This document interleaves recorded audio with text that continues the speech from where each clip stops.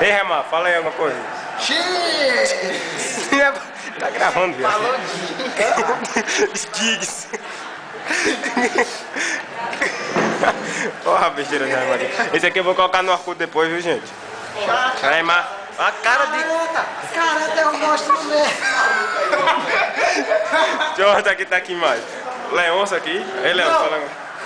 Vai. E aí, rapaz, tudo bom? Tudo, cara. Beleza. Olha o dedinho aqui. Beleza, cara.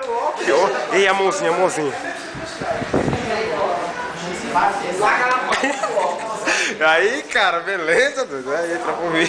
Rapaz. Querer cá, a mãozinha, mano. A mãozinha é foda.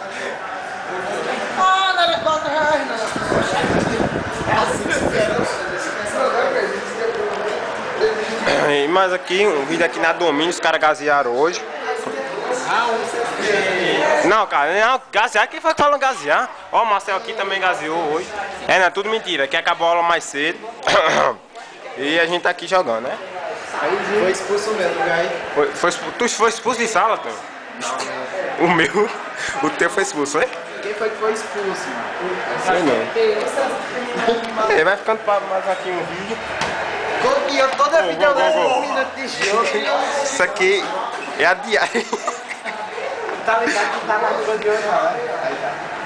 Vai dar murro nele, vai, né? Não. Olha